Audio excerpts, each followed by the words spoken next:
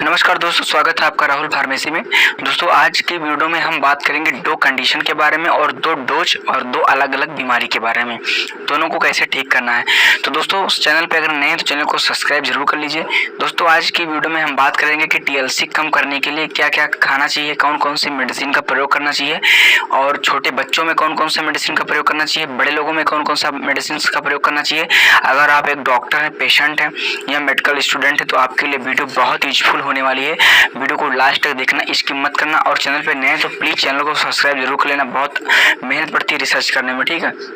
तो चलिए दोस्तों हम बात करते हैं कि टीएलसी बढ़ने पे कौन कौन सा मेडिसिन देना चाहिए एडल्ट लोगों में और टीएलसी बढ़ने पे कौन कौन सा मेडिसिन देना चाहिए छोटे बच्चों में। इन दोनों के बारे में विस्तार से बात करेंगे। तो सबसे पहले दोस्तों हम बात करेंगे एडल्ट के बारे में। तो यहाँ बात करेंगे कि टीएलसी का फुल फॉर्म क्या होता है। तो टीएलसी का फुल फॉर्म होता है टोटल ल्यूकोसाइट काउंट होता है दोस्तों। इसकी जो नॉर्मल रेंज होती है वो 4000 से लेकर के 11000 इसकी नॉर्मल रेंज होती है, यानी कि 4000 से लेकर के और 11000 तक इसकी नॉर्मल रेंज होती है। और ये टोटल ल्यूकोसाइट काउंट होता है इसका फुल फॉर्म। इसको WBC भी बोलते हैं, व्हाइट ब्लड सेल्स बोलते हैं, क्योंकि ये हमारे ब्लड के अंदर ही पाया जाता है। तो टीएलसी दोस्तों एक प्रकार का हमारे ब्लड के अंदर इम्यून सिस्टम का काम करता है। मान लीजिए कि अगर ये लो हो जाती तो बहुत दिक्कत होती, बढ़ जाती तो बहुत दिक्कत होती है। तो ऐसे कंडीशन में इसका नॉर्मल रेंज होना ही आपके लिए बहुत बेस्ट होता है, ठीक है। तो अगर मान लीजिए किसी पेशेंट की टीएलसी बढ़ गई है तो कैसे पहचानेंगे कि उसके क्या लक्षण हैं, क्या उसका रिएक्शन दिखने को मिलता है जिससे कि आपको पता चल सके कि टीएलसी बढ़ी है, ठीक है। तो सबसे पहले जिस पेशेंट की टीएलसी बढ़ती है तो उसको लीवर में इन्फेक्शन होता है, किडनी में इन्फेक्शन होता है, किडनी में स्टोन होता है या पेशाब के रास्ते में इन्फेक्शन होता है, ठीक है। किसी प्रकार का कोई इन्फेक्शन होता है तो टीएलसी बढ़ जाती है। तो जब टीएलसी बढ़ेगी तो उसको कोई मेडिसिन काम नहीं करती हाली और उसको बार बार बुखार आएगा, तेज बुखार आएगा, उलझन, डिप्रेशन, वॉमिटिंग, हेडेक, इस तरह की दिक्कत पेशेंट को देखने को मिलती है जिस पेशेंट को टीएलसी बढ़ी होती है। तो टीएलसी बढ़ने पे मैंने बता दिया है, आप समझ में आपको आ गया होगा कि टीएलसी बढ़ने पे फला फला दिक्कत होती है। जब टीएलसी बढ़ेगी तो बहुत तेज बुखार आएगा, उलझन, डिप्रेशन होगा पेशेंट को, टोटल ल्यूकोसाइट काउंट बढ़ने पे, ठीक है। तो ऐसे में बिल्कुल पेशेंट को घबराना नहीं है। अगर टीएलसी उसकी बढ़ी है और इस तरह के लक्षण दिखाई देते तो सबसे पहले उसको एक टेस्ट करवाना, जिस टेस्ट का नाम है CBC Widal test. CBC Widal test patient को करवाना है। सीबीसी विडाल टेस्ट करवाने के बाद में आपको कंफर्मेशन हो जाएगा कि टीएलसी कितनी बढ़ी हुई है।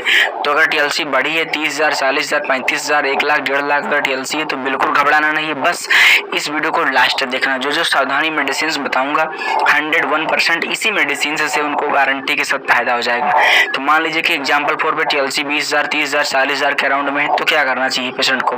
खांसी भी आ रही, सीने में दर्द हो रहा, सांस लेने में दिक्कत है तो सबसे पहले यहाँ पे टेबलेट देख सकते हो सेफाकैंड 500 mg की। सेफाकैंड 500 mg की टेबलेट हमारे पास है।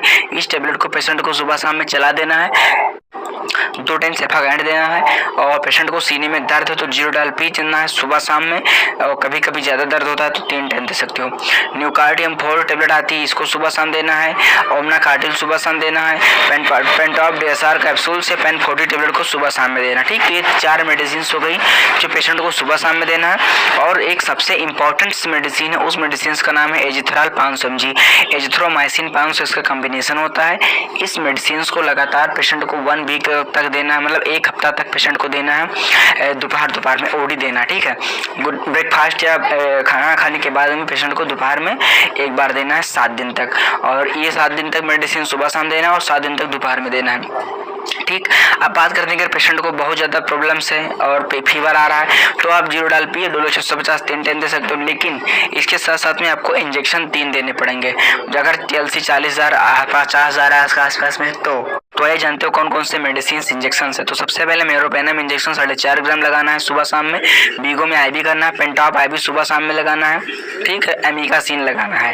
तो ये 3 इंजेक्शन आपको 5 दिन तक देना है। 5 दिन तक ये 3 इंजेक्शन सुबह शाम देना है, क्योंकि आपको पता है कि जब टीएलसी बढ़ती है तो लंग्स में इन्फेक्शन होता है। तो लंग्स के इन्फेक्शन को ठीक करने के लिए आपको एंटीबायोटिक ही देना पड़ेगा।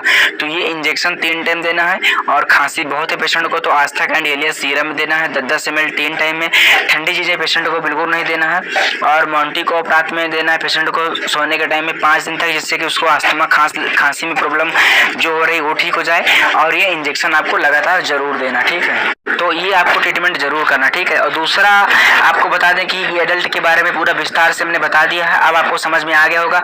अब बात करते